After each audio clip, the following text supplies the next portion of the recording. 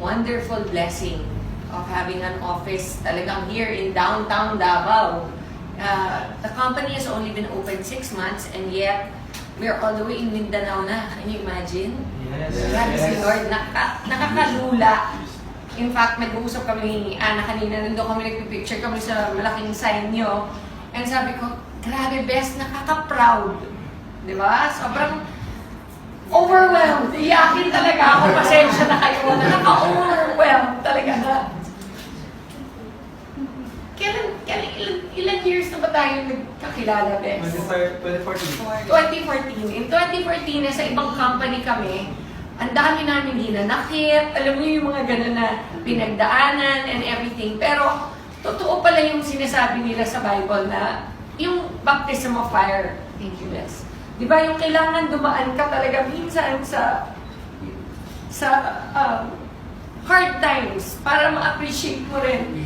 Eventually, yung pagdating nung lahat ng blessings ni Lord. Yes. At huwag mong i-take for granted. Yes. Mag-share lang ako ng konti. Sorry ha, sobrang emotional talaga. Ay. Whew! Time out. Okay. In year 2000, 2001, na-diagnose po ako ng breast cancer. Stage 2, right breast. Nakikita niyo, buo na ulit. Pinabelo ko na yan. And in 2001, stage 2 ko, I had to remove a large part of my right breast kasi nandun yung tumor. And sinabi po sa akin na cancerous siya. And 30 years old pa lang ako noon. So ang feeling ko, ang bata-bata ko ba, mamamatay na ako. Diba? Alam niyo siguro yung fear, lahat tayo, meron tayong fears. Pero yung, imagine niyo na lang yung worst fear niyo, i-magnify niyo by 1,000,000%.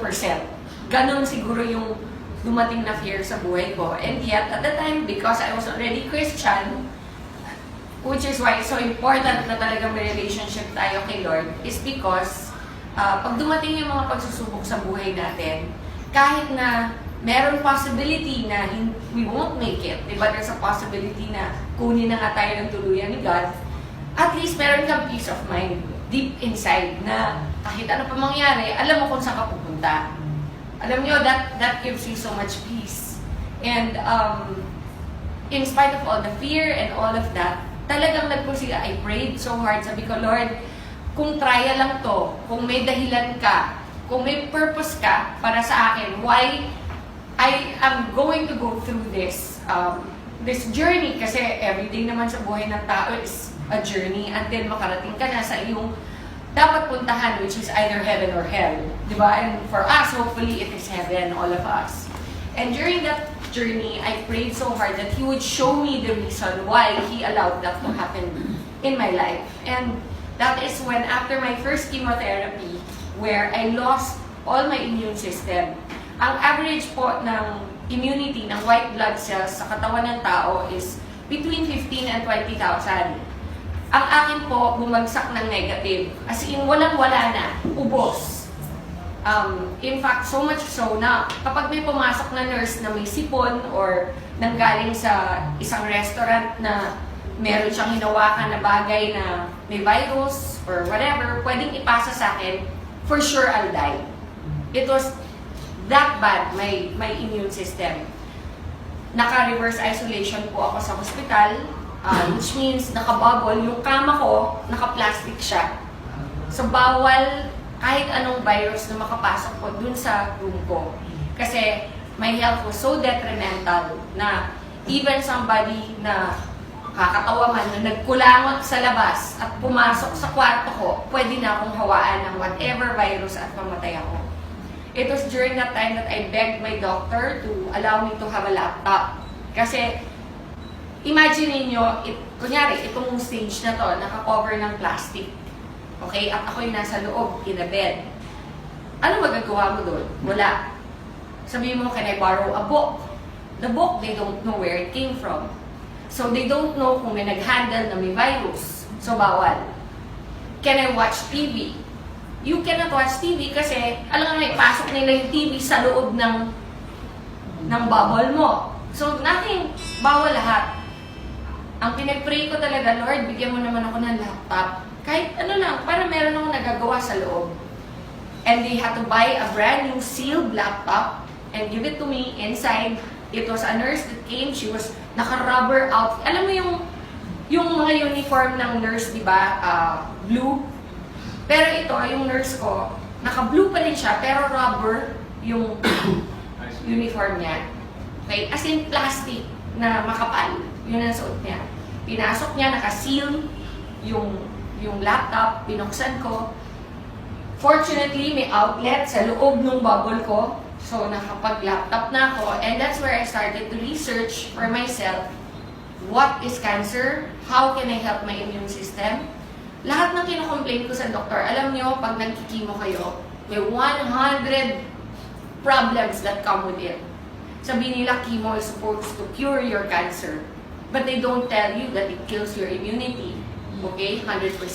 They don't tell you that one of the major side effects is pounding headaches every day. So, di ba habang nagagamot ka for your cancer, binibigyan ka naman ng ibang mga problema. So, pag nag-complain ako ng masakit ang ulo ko na para akong may migraine, magdadala ulit another gamot. Na yung another gamot naman na yun, nakakasuka. So, the whole day, nagsusuka ka. Okay, tapos bibigyan ka naman another medicine to cover naman din pagsusuka. So, ano siya? Parang siyang domino effect. Until I really thought, there has to be a natural way. Kasi puro gamot, puro pharma ang binibigay sa akin. Eventually, ang naisip ko, my God, magsasuffer sobra yung liver ko and my kidneys. Puro gamot ang binibigay. How will I be able to heal even if I overcome cancer? Okay? What about the rest of my body? What about my kidneys and my liver and my heart, which has gone through so much because of the chemotherapy? How am I going to recover from that? That's when I started to do all the research online. How to boost your immunity naturally. And you know, honestly, it's amazing. Ang daming ways na mag-boost ng immunity natin naturally. Sleep is the number one way. You have to rest. Okay? Sinasabi nila, the only time your body heals is when you are sleeping. Did you know that? Di ba, iniisip mo, relax, beach, okay yan, di ba? That doesn't matter. You can relax in the beach. That's enjoyment. That's not healing. Healing is sleeping. It is so important. But there are other ways you can help with products like our barley. Ang daming product na pwedeng gamitin. But did you know, the number one in the whole world that God created Himself is barley. Okay? Kaya process of elimination, isa-isa kong ni-research yan. Imagine, I had 9 months in that bubble to discover what God really created. That is the best for our immune system. And during the time, you have to remember, di ko naman alam na someday I'll be standing in front of people like you. Ang purpose ko lang during the time is for my own healing. Yun lang yung focus ko na, okay, so kung ginagawa mo yung research and yung training of your own knowledge for yourself, it doesn't matter about anybody else at the time. Gusto ko lang mahila ko sa sarili ko. Okay, so that's how I focused my research.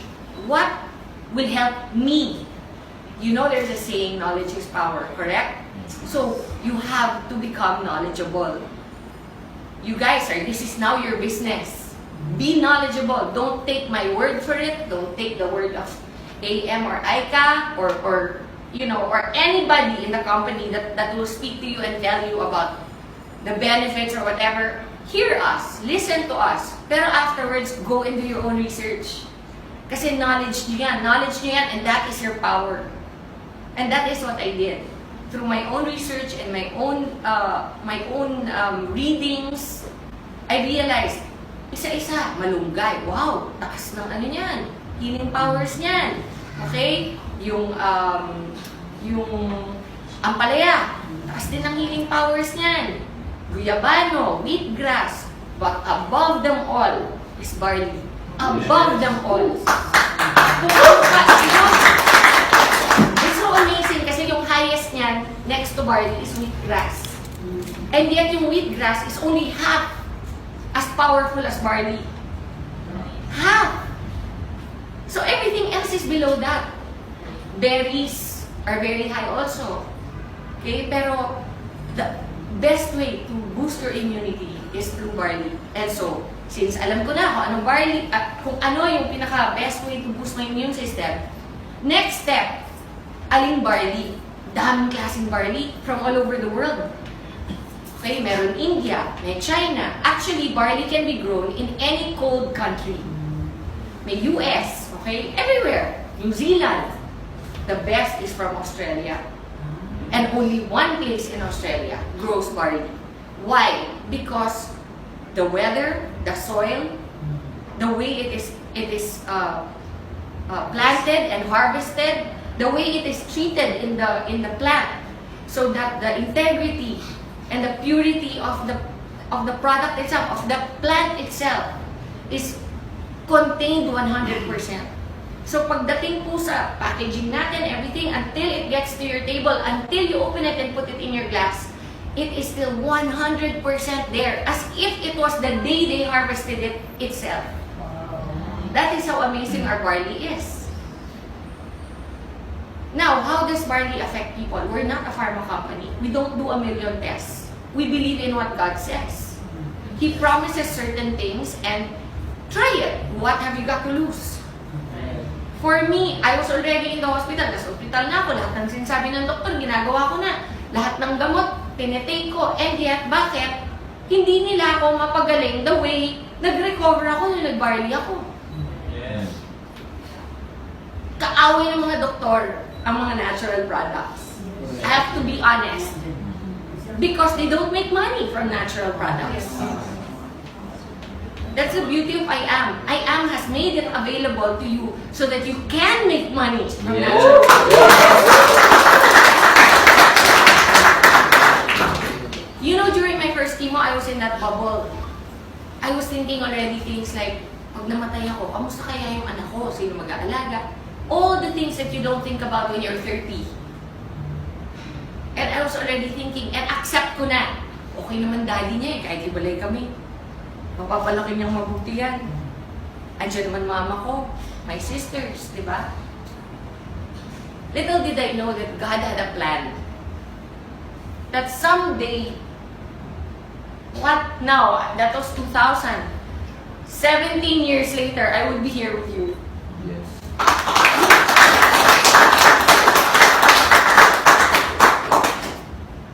Iba magplano si Lord. Do not assume to know. You, grabe, for me, kaya ako very emotional kasi it's so real for me. It was a time when I really thought natapos na yung buhay ko. And then, every single time meron ganito na gathering or yung launch ng I Am natin, di ba yung sobrang grateful ako na, wow God, binigay mo pa rin sa akin itong opportunity na makashare. Even if the worst thing happened to me in my life, na because of that cancer, because of that experience, andito ako ngayon. Nakakatulong sa maraming tao through I Am. Diba? Sobrang nakaka-overwhelm.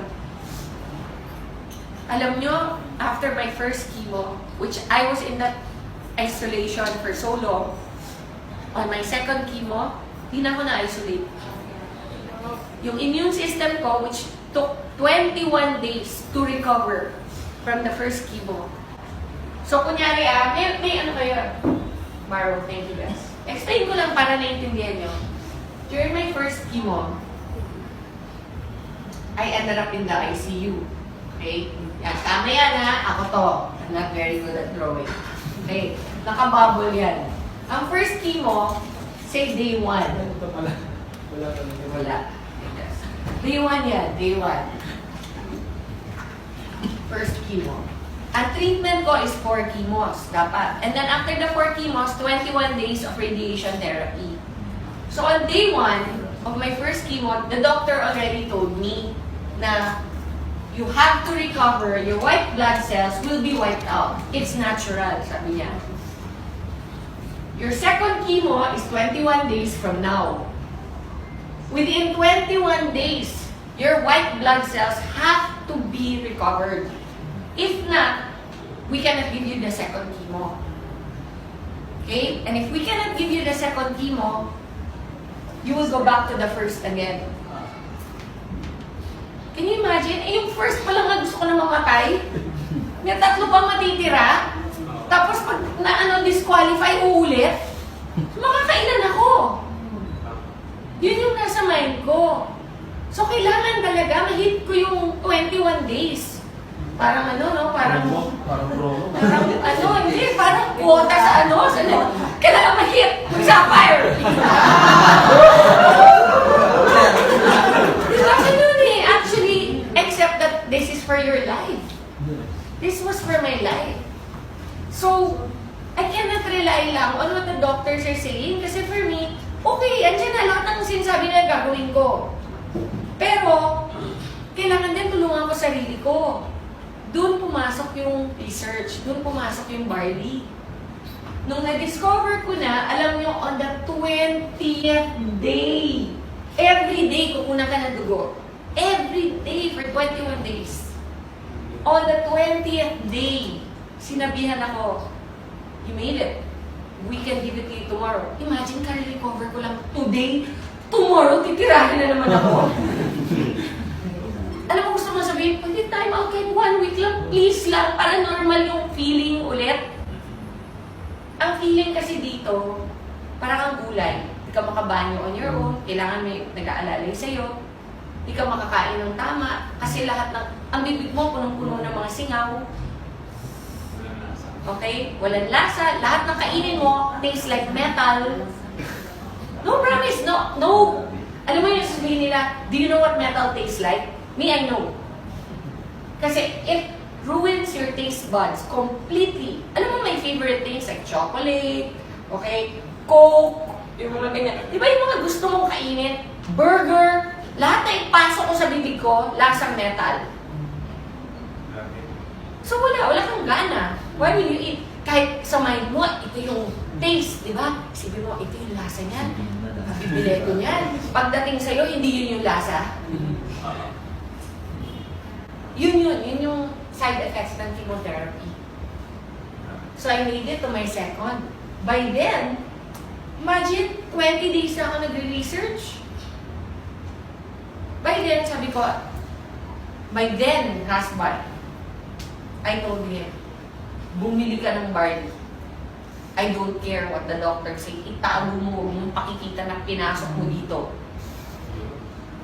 So, naipasok. I kept taking it. Alam mo, on my second chemo, it took me 4 days to recover. Wow. 4 days! Kanina sabi ni Pichi, meron daw tao dito na nag-testify na nagtatago na siya. Na meron daw gallstones. Gallstones ba? Yes. Gallstones. And after 3 days of taking the barley, 4 days. 4 days, what happened? Lumabas. Ganun ka-powerful yung barley. There are people it takes years. There are some conditions that I had that took years to recover, but it still recovered. Like, because of chemotherapy, one of the side effects is my ovaries shut down. So, no more mens. No more period. So, my doctor told me I'll never have children again. And I only had one child back then, si Lexi. She was only 6 when I got diagnosed. And when my doctor told me na I'll never have children again, parang feeling ko, okay na rin. At least I have one. But in the back of my mind, I was thinking, what if I get a recurrence in the future? Okay? What if next time I'm not so lucky? What if next time God really wants to take me na? Diba? Sabihin natin, 5 years from now, 10 years from now, bumalik yung cancer, which is very, very much a possibility for any cancer patient. Once may cancer ka na, chances of recurrence are always 50% higher than somebody who's never had cancer. Okay? So, but now I'm on my 16th year. So, out of the woods na ako. Kumbaga, normally, ang recurrence happens within 2 years. Kung hindi ka pa graduate nung 2 years mo, hindi ka pa out of the woods. Pag nakagraduate ka na ng 2 years, your next is 5 years. That's your goal. Pag nakagraduate ka ng 5, 10. Sometimes, even at 12 or 13, nagkaka-recurrence pa. Okay? So you are not out of the woods. For me, it's been 16 years. Wow. Plus, why do I know I am cured? Because my cancer, the one that I had, was called Rh positive. Rh positive is, it feeds on estrogen. Ang nagpapakain sa cancer ko is estrogen sa katawan. Eh di ba nagkaanak ako ulit? After 3 years, 3 years ako umiinom ng barley from day 1. My period came back. Wow. 3 years! So that just goes to show, some things it will fix in 20 days. Some things it will take years. But no matter what, if you're consistent and you drink it regularly, it will be fixed.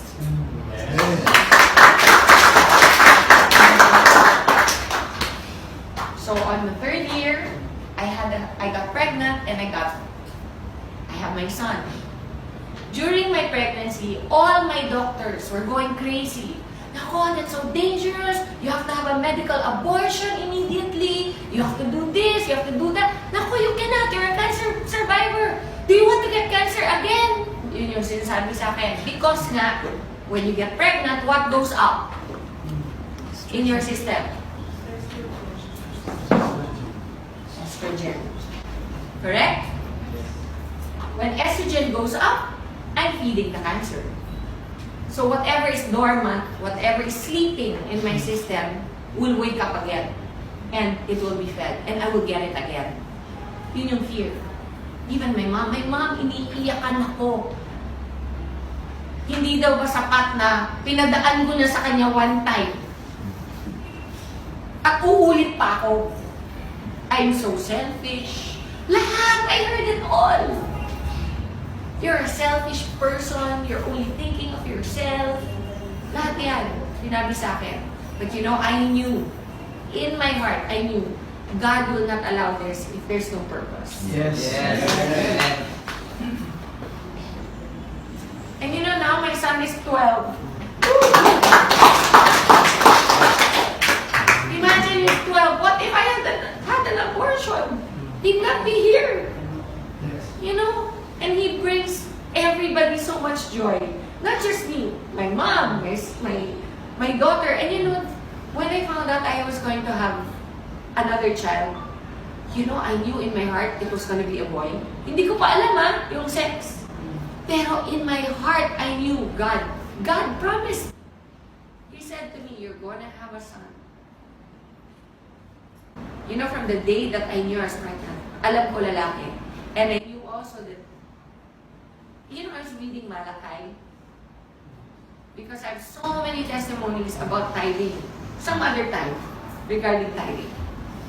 But in a nutshell, when I went to the States and I found out I was pregnant, I had no money. None. But I was always a very faithful tither. Tayo, nagpapayaman, di ba? Like what Pastor said earlier. It all belongs to God. All of it. Pag 10 pesos lang ang pera mo, easy no to give 1 peso. Pag 100 pesos, easy to give 10. Pag 100,000 na, madali pa bang magbigay ng 10,000? Or, pag 1 million na, kaya mo magbigay ng 100,000? Harder, di ba? Why? It's relative. It's the same ratio. Why does it become harder? I remember there was one time I earned 1 million pesos in one TV show. I went to church. Andun si Connie Reyes. Naka-ready na yung check ko ng time. Pero, hindi ko mabigay sa church. Sa Victory. Lumapit ako sa kanya, sabi ko, Connie, I need na the check. But parang I can't give it. It's heavy in my heart. Sabi ko, parang ang bigat ibigay. Sabi niya, come on, Ton. Sabi niya gano'n. So, alam mo yung hawak yung, ito yung cheque ito. Here, Con. Baka mo. Ginaganyan na. Ipaganyanan ako sa kanya. Promise. Alam mo, she reminded me, sabi niya, you cannot outgive God. Yes. Yes. When I got sick and I had no money to pay for anything, I was in America. I blindly applied. Blindly. I'm not entitled. I'm not an American citizen. I blindly applied for medical aid. And I got approved. My entire treatment was free. Woo!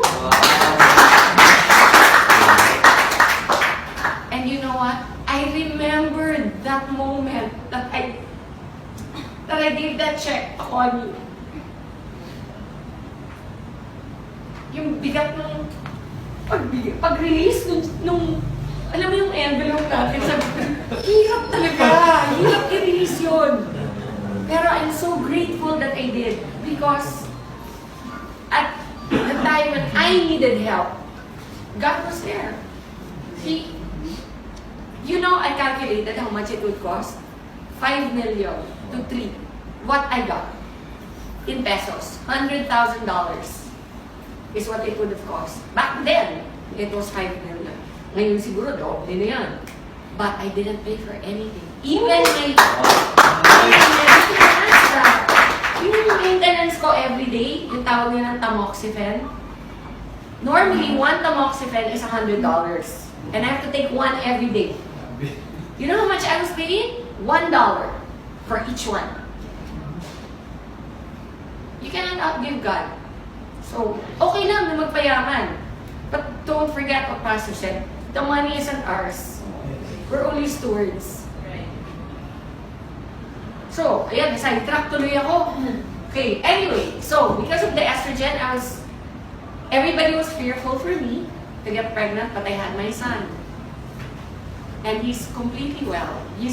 Alam mo, I only have one breast to breastfeed him. Because they had radiated my right breast. So when they radiate,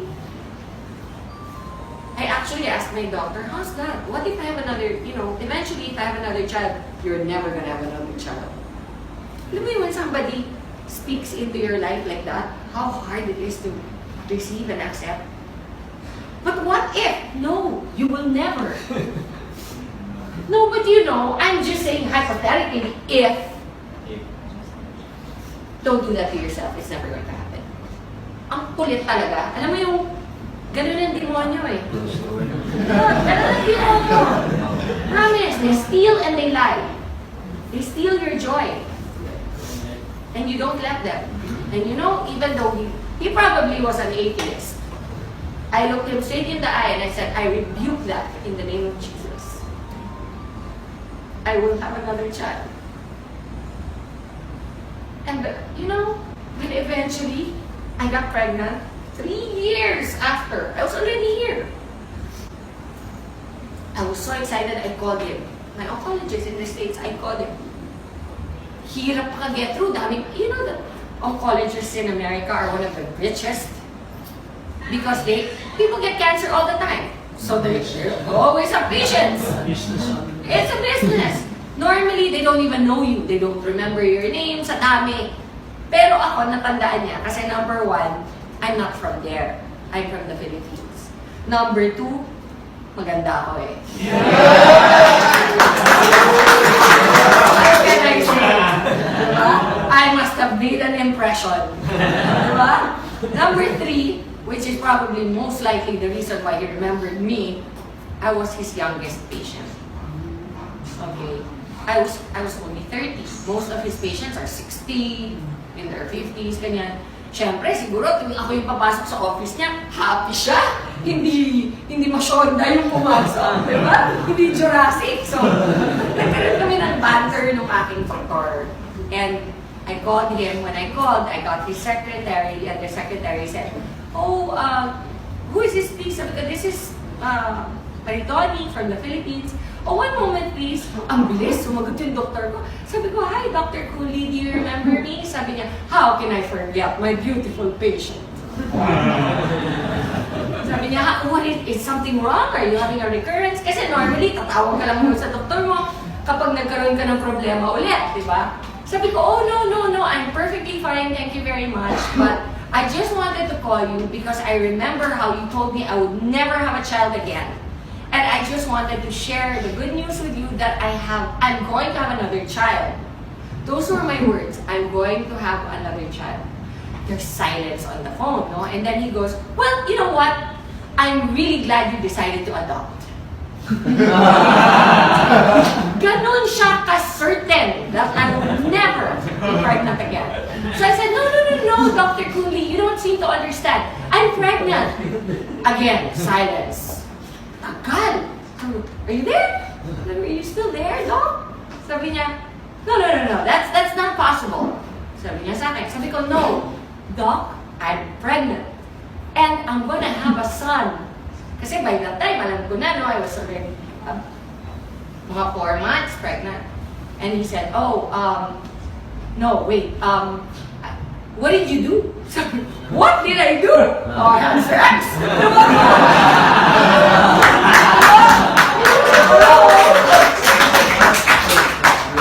No, but, you know, I said to him, "Nothing, I didn't do anything." He goes, "No, you must have done something."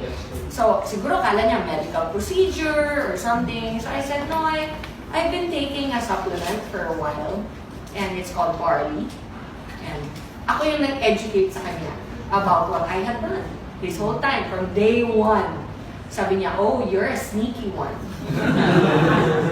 Sabi ko, "But it worked." And sabi niya, "Oh, well, I'm very happy for you. You know, and in as much as we are not allowed to recommend those things, being doctors, we do not stop our patients if they want to." Sabi niya. So, imagine, that's my oncologist na. He's the one that told me I'll never have a child again. He's the one that told me that, you know, if I get pregnant, for sure I'll have a recurrence. And yet, here I am. My child is 12 years old. I'm 100% in good shape. I would like to say I'm in more than good shape.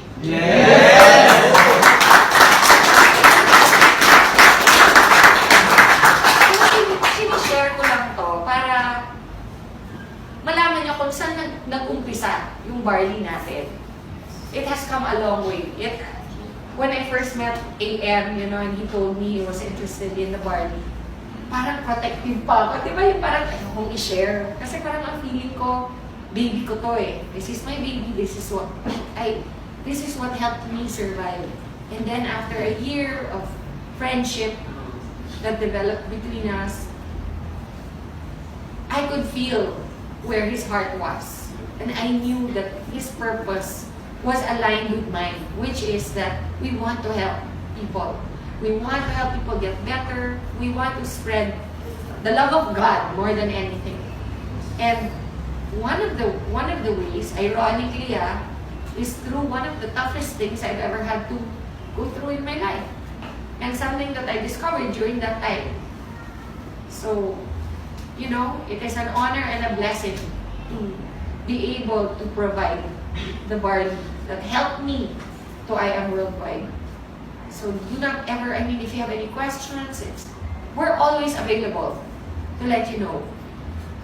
You know, I always encourage also members.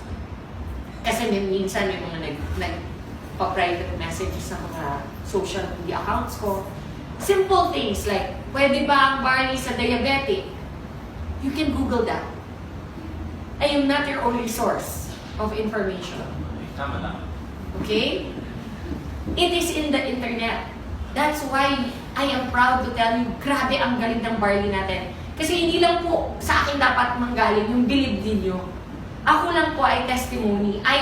This thing that you see in front of you is the reason why I'm living proof that it works. Okay? But go and do your own research.